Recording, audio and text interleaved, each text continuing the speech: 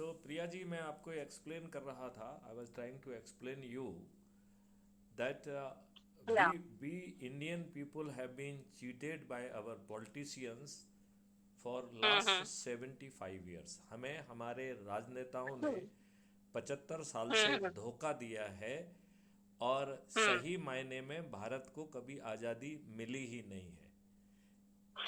हम्म इसके फैक्ट्स क्या आपको मालूम है? आ, आप मुझे ब्रीफ कर दीजिए। Okay, fair enough, fair enough. Hmm तो मैं हम्म इसमें आपको ये बताना चाहता हूँ कि हाँ। जो भारत को ट्रांसफ़र ऑफ पावर मिला है वो एक हम्म एक्ट के तहत मिला है जो ब्रिटिश पार्लियामेंट में पारित किया गया था 17 जुलाई हम्म 1947 को, जिस ओके। जिसके तहत जो है डोमिनियन स्टेटस दिया गया है। और आपके हम्म संविधान में आपको कभी भी कहीं पे भी रिपब्लिक नहीं कहा गया है, यूनियन ऑफ स्टेट कहा गया है। अच्छा। ये बात बड़ी बारीकी वाली बात है जो समझना पड़ेगी। और ये सब जो हम्म ट्रांसफर ऑफ पावर हुआ है वो पब्लिक के नॉलेज में नहीं है, ढेर सारे समझौते किए गए हैं। अच्छा। उसको हम्म समझने के लिए आपने शायद अभी आजकल, यदि आप चाहें तो गूगल पे उसे सर्च करिए, लंदन हम्म डिक्लेरेशन।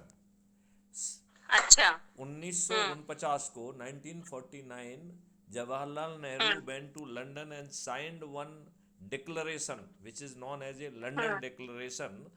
और उसमें हम्म जो है माननीय जवाहरलाल नेहरू ने कहा कि मुझे क्राउन हम्म की माथती सब सर्विलियंस स्वीकार है। हम्म अब ये बताइए, हमारे देश के प्रधानमंत्री को बिना पार्लियामेंट के कौन उसके एसेंट के, बिना सहमति के, क्या अपने देश को किसी दूसरे देश के अधीन करने का अधिकार प्राप्त था क्या? बिल्कुल भी नहीं। बिल्कुल भी नहीं।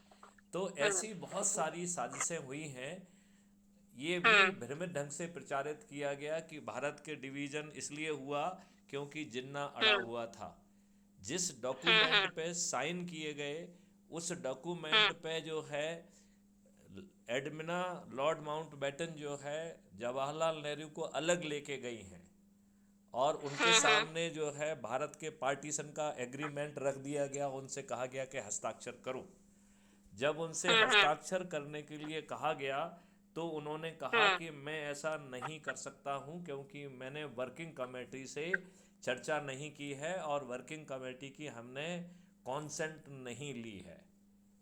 तब कुछ हम्म आपत्तिजनक फोटो उनके सामने रखे गए कि यदि आप हम्म हस्ताक्षर नहीं करेंगे तो ये हम्म फोटो कल रिलीज हो जाएंगे। इस अच्छा। इस डर से जो है, इस डर से हम्म जो है वो हस्ताक्षर किए गए। अब अच्छा। आप ये बताइए, जब जिन्ना हम्म सामने ही नहीं था तो जिन्ना किसी हम्म बात पे अड़ सकता है क्या? नहीं, बिल्कुल नहीं। जब आमने सामने ही नहीं है तो अड़ने का सवाल कहाँ उठता है?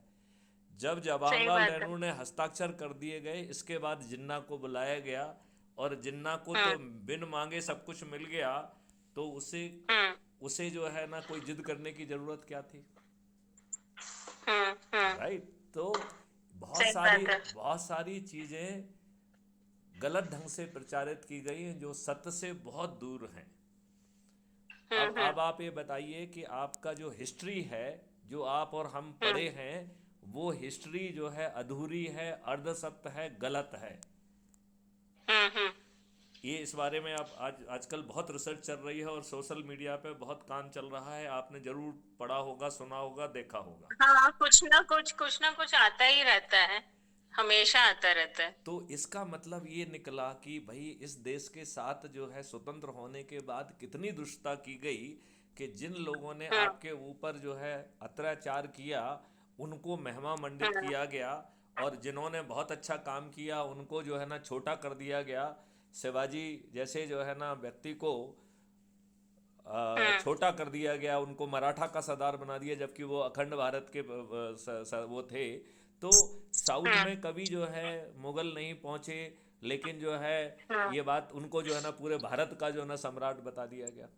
जो व्यक्ति कभी हम्म साउथ में गए ही नहीं है वो पूरे भारत का सम्राट हम्म कैसे हो सकता है? तो सही बात है। ऐसी इतनी सारी चीजें की गई इस देश के साथ। और हम्म। सबसे बुरी बात जो की गई है कि हमारे ऊपर जो है अंग्रेजों ने जो नियम बनाए थे, आपको मालूम है अंग्रेजों ने नियम किस उद्देश्य से बनाए थे? जब नहीं। 1857 की प्रथम स्वतंत्रता संग्राम के बाद जो है उन्होंने, हम्म। चाहे पुलिस हो, जो कि आज भी आपकी पुलिस 1861 के पुलिस एक्ट से गवर्न होती है, चाहे पुलिस हम्म। एक्ट हो या इंडियन पीनल कोड हो, ये सब जो है भारतीयों को क्रश करने के लिए बनाए गए थे, हम्म। जिसमें आपको हीन भावना विकसित करना, आपको अपमानित करना, आपको चीज़ों हम्म। में फंसा के रखना, न्याय ना दिलाना, ये सोची हम्म। समझी घृणित चाल थी।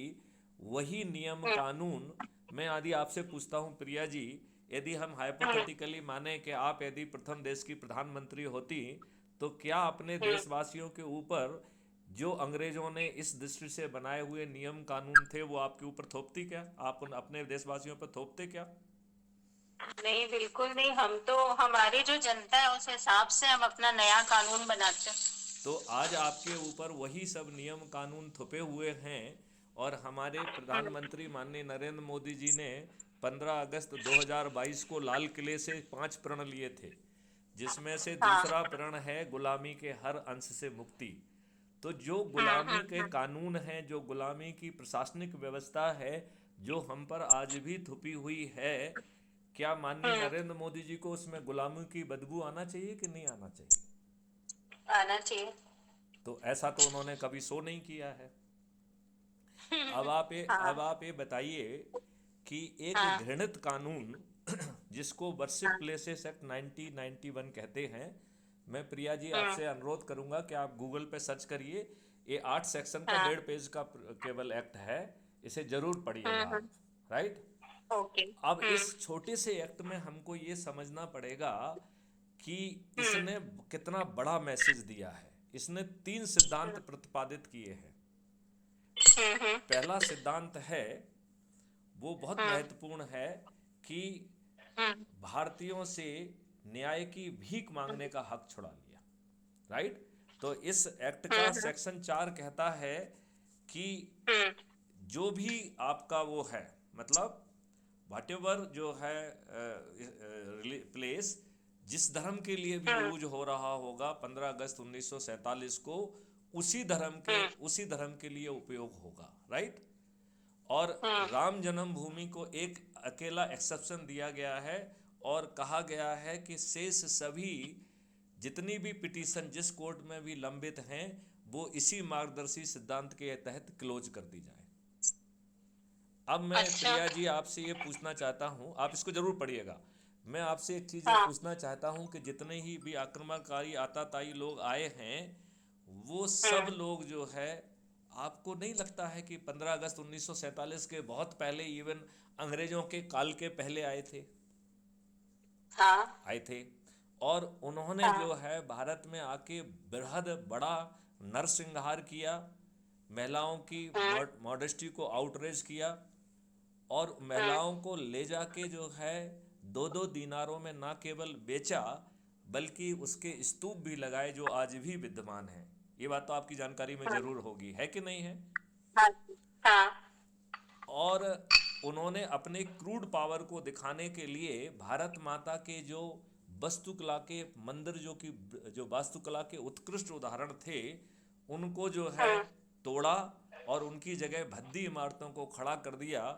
तो आपको नहीं लगता है कि ये हमारी भारत माता के चेहरे पर वो जख्म है जो इन आताताइयों ने किए हैं? हाँ, लगता है। लगता है। हम्म। और ये जो एक्ट हम्म। बनाया गया जो कह रहा है कि हे भारत माता, तू गुलामों की माता है, तू इन्हीं जख्मों के साथ जी, ये हम्म। ये एक्ट यही कह रहा है कि नहीं कह रहा है? हाँ, मतलब देखा जाए तो ऐसा ही है। मतलब यदि आप ये कह रहे हैं कि जो जैसा है वैसा ही रहेगा, इसका मतलब है हम्म। आप क्या कह रहे हो कि स्वतंत्रता तो मिल गई है, हमने जो है ना हम्म। दूसरों को जो है ना उनका देश भी दे दिया है, जो लोग यहाँ आए उनको जो है ना हमने महिमा मंडित करके सब कुछ कर दिया है, और जिन हिंदुओं को और जिनको जो है भारतीयों को न्याय की भीख मांगने का भी हक छुड़ा लिया। सेक्शन 4 कह रहा है court shall not take cognizance. तो तुम यदि आप जो है ना परिवाद लगाएंगे, केस लगाएंगे, तो the cognizance shall not be taken. Are you getting me? या तो ऐसे घृणित एक्ट को जो है ना जब रिपील करने के लिए माननीय नरेंद्र मोदी से पूछा गया तो उन्होंने कहा कि नहीं, हम इसे रिपील नहीं करेंगे। तो माननीय नरेंद्र मोदी जी 18 घंटे काम करते हैं। मुझे समझ में नहीं आता है कि 18 घंटे क्या काम करते हैं वो। हम जो भी लोगों को इलेक्ट करते हैं उन्हें लेजिस्लेचर कहते हैं, चाहे वो विधानसभा के सदस्य हों या पार्लियामेंट के। तो कानून बनाना उनकी प्रमुख जिम्मेवारी है। हाँ उनके काम जो है ना एडमिनिस्ट्रेटिव उसमें दखल करना और वहाँ पे जो है ना करना, ये उनका मुख्य काम नहीं है। उसके लिए प्रशासनिक मशीनरी बनी हुई है, राइट? तो हाँ, फिर ये बात तो है। 18 घंटे ये करते क्या हैं?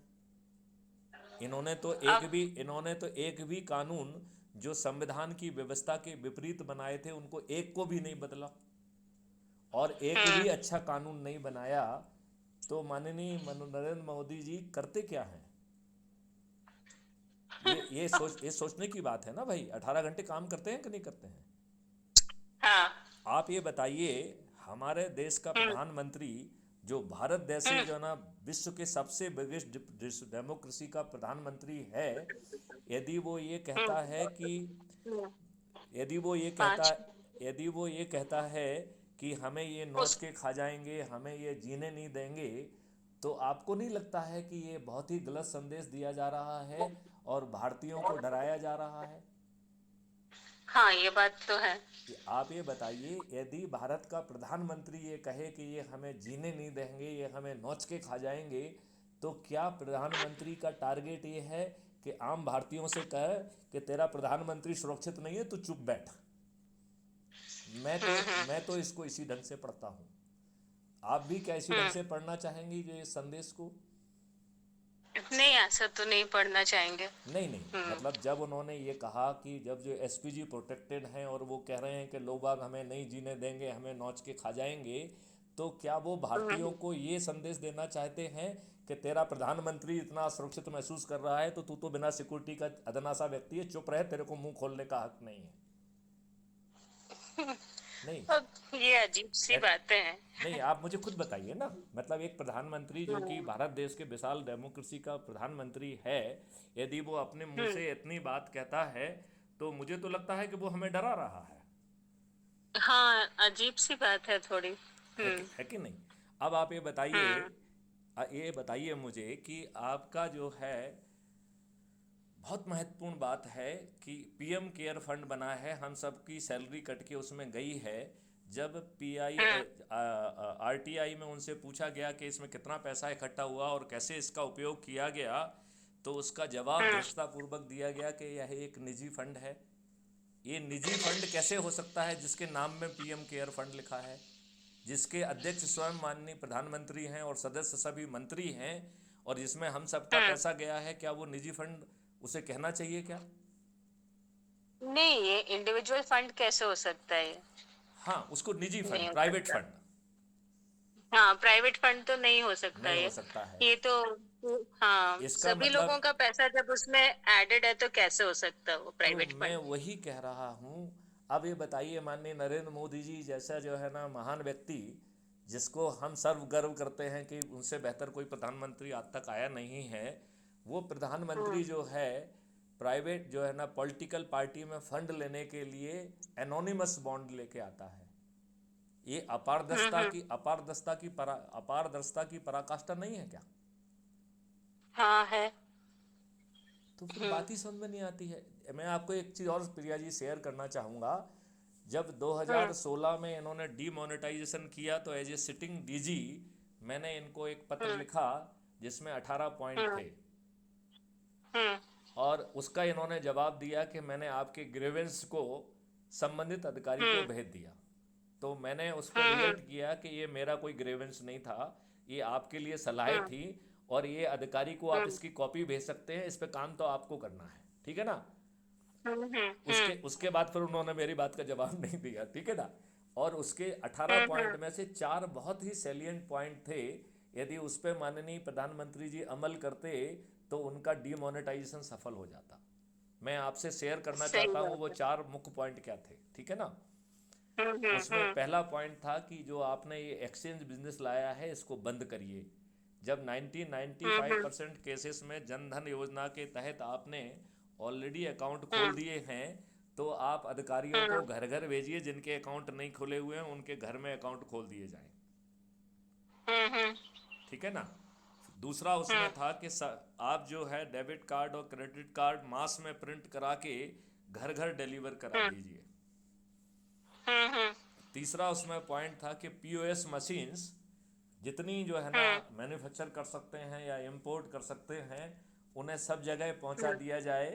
तो हमें जो अभी हम्म। बड़ी बड़ी लंबी लाइन लग रही हैं और वो नहीं हम्म। लगेंगी, लेकिन हम्म। ऐसा कुछ नहीं किया गया। राइट। मेरे ख्याल अच्छा। से प्रिया जी आपको जानकारी है कि नहीं है, मैं आपको बताना चाहूँगा कि जितनी हम्म। करेंसी सर्कुलेशन में थी उससे ज़्यादा हम्म। करेंसी जो है ना लौट के बैंक में आ गई है। इसका मतलब है जो काउंटर फिएट करेंसी है वो भी लौट के आई हम्म। है। भाई हम्म। जितनी हम्म। जितनी वैध करेंसी सर्कुलेशन में थी, यदि उससे ज़्यादा हाँ। करेंसी लौट के आ गई है, इसका क्या मतलब हम्म। निकलता है कि काउंटर फिएट करेंसी भी आ गई है। मतलब है। हम्म। आपको मालूम है कि हम्म। हम 4-4 हज़ार के लिए लाइन में लगे रहे और लोगों के चार चार हम्म। करोड़ 40-40 करोड़ की बहनें पकड़ी गई हैं। तो इसका मतलब है हम्म। कि जो एक्सचेंज बिजनेस भी किया गया उसमें भी बहुत मक्कारी की गई। हम्म। आप बताइए किस हम्म। किसको दंडित हुआ है, कौन जेल में सड़ रहा है? कोई सड़ रहा है क्या? नहीं, कोई कोई नहीं भी सड़ नहीं। रहा है। अब हम्म। अब ये बताइए कि अभी जो है आपने मालूम आपको मालूम होगा कि ये केस सुप्रीम कोर्ट में लगा था और सुप्रीम कोर्ट ने चार हम्म। एक के उससे डिसीजन दिया है, जिसमें हम्म। माननीय नरेंद्र मोदी को जो निर्णय है उसे वैध बताया है। तो मैं ये कह हम्म। रहा हूँ कि हमारे देश के प्रधानमंत्री को तो सभी निर्णय लेने का हक है, तो हम हम्म। वैधता और अवैधता में ना जाएं। हमें उस निर्णय की जो गहराई है उस पर जानना चाहिए। तो हम्म। क्या उनके निर्णय में वो गहराई थी? क्या कोई जो लक्ष्य थे उनकी पूर्ति हुई क्या? नहीं। ये बात अपन को कहीं नहीं। समझना पड़ेगी, बात समझना पड़ेगी कि नहीं पड़ेगी? हाँ, सही बात है। तो हम्म। हमारा कहना है कि इस देश के साथ कितना कुछ किया जाएगा। तो अब इस हम्म। निष्कर्ष पे हमें पहुंचना चाहिए कि हमने कांग्रेस को देखा है, कांग्रेस तो महादुष्ट निकली, ठीक है ना। हम्म। देखा जाए जितनी भी गड़बड़ियां हैं वो कांग्रेस ने की है, और यदि हमें दुष्टता का सर्टिफिकेट बांटने का कोई हक दे दे तो हम कांग्रेस हम्म। को महादुष्ट कहेंगे, लेकिन भाजपा को हम्म। भी दुष्ट कहेंगे। भाजपा कोई अच्छा काम नहीं किया है, ठीक है ना। हम्म। तो अब सवाल ये है कि इन लोगों ने आज भी 75 साल के बाद हमारे ऊपर नियम कानून वही थोप के रखे हुए हैं। तो हम्म। आपको नहीं लगता है कि आप जो है बचपन में कहानियां सुनते रहे होंगे, आपको याद होगा कि एक राक्षस था जिसकी जान जो है तोते में थी। आपने ये कहानी पढ़ी है कि नहीं पढ़ी है? हाँ जी। पढ़ी है ना। हम्म। तो अब ये जो आज की राक्षसी व्यवस्था है इसकी जान जो है राजनेता नामक तोते में है। और यदि हम इस हम्म। राक्षसी व्यवस्था को समाप्त करना चाहते हैं तो हमें इस राजनेता रूपी तोते को पराजित करना होगा। हम्म। क्राइम फ्री भारत जो है ऐसे मॉडल को लेके आया है जिसमें बिना हम्म। 5 पैसे खर्च किए हम इन सभी राजनेताओं को पराजित कर पाएंगे। हम्म। आप ऐसे मॉडल के बारे में सुनना और सोचना समझना चाहेंगे कि नहीं चाहेंगे? हाँ, बिल्कुल। ओके। तो इस मॉडल में हम्म। दो तरीके की व्यवस्थाएं हैं, एक है सदस्यी व्यवस्था और दूसरी है चंद्रगुप्ती व्यवस्था। राइट। हम्म। सदस्य उसे कहते हैं जो अपनी सीमित सोच, सीमित क्षमता और पारिवारिक परिस्थितियों के कारण पर्दे के पीछे रहना चाहता है। उसकी परिस्थितियां उसे पर्दे के आगे आने की हिम्मत नहीं देती हैं, सोच नहीं देती हैं, क्षमता नहीं देती हैं। लेकिन वो 21 लक्ष्यों सहित परिवर्तित भारत चाहता है। 21 लक्ष्यों के बारे में हमारे बहुत सारे वीडियोज हैं, कुछ वीडियोज मैं आपसे शेयर कर लूंगा जिससे कि इस वार्तालाप का समय कुछ बचाया जा सके, राइट। लेकिन नटसेल में मैं बताऊंगा कि ये 21 लक्ष्य कहते हैं कि जो गुलामी के जो कॉलोनियल रूल्स हैं ये ख़त्म कर दिए जाएंगे। जो हमारी प्रशासकीय और जुडिशियल व्यवस्था है इसे पारदर्शी और अकाउंटेबल बनाया जाएगा। यदि व्यवस्था में बैठे लोग विलंब से या गलत निर्णय लेते हैं तो उन्हें प्रशासकीय दंड के साथ साथ उन्हें जो है क्षतिपूर्ति भी देना होगी।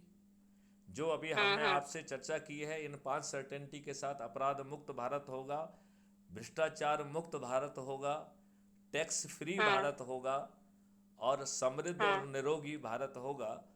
इसकी ये मूल चीज़ें हैं। नशा मुक्त शाकाहारी भारत होगा, जहां गायों की जो है संख्या आज से जो है उसकी 10 गुना कर दी जाएंगी, वो भी 3 साल से 5 साल के अंदर। फॉरेस्ट एक्ट को अमेंड करके गौशालाएं फॉरेस्ट में चली जाएंगी और फॉरेस्ट में जो अभी पेड़ लगे हुए हैं उसमें 3 से 5 गुना और 10 गुना पेड़ लगाए जाएंगे। ऐसा परिवर्तित भारत होगा जहाँ पर पानी फिर से चल के जो है ना 8 फीट पे आ जाएगा, जहाँ पर जो है फिर से जो है मिट्टी उपजाऊ हो जाएगी, जहाँ पर जो है अभी जो विषाक्त हमारा भोजन हो गया है, जो हमारी पूरी फूड चेन विषाक्त हो गई, यदि हमने इसे नहीं बदला तो आने वाले 5 साल में हर 3 भारतीयों में से 2 भारतीयों को कैंसर होगा। यदि हम इस विभीषिका को टालना चाहते हैं तो इन 21 लक्ष्यों को जमीन पे उतारने के अलावा और कोई विकल्प ही शेष नहीं है, राइट। तो 21 लक्ष्यों के बारे में अभी मैंने प्रेजेंटेशन अंग्रेजी में भी दिया है, हिंदी में भी दिया है। I will share that link so you can, और rather I will advise you कि आप जो है यूट्यूब पर जाके क्राइम फ्री भारत लिखेंगे तो उस पर 3000 से अधिक वीडियोज हैं जिन्हें आप अपनी सुविधा के हिसाब से देख सकती हैं और अपनी सुविधा के हिसाब से जो है ना उस पर अपनी राय बना सकती हैं। तो I will request you to kindly do that, right. Okay okay.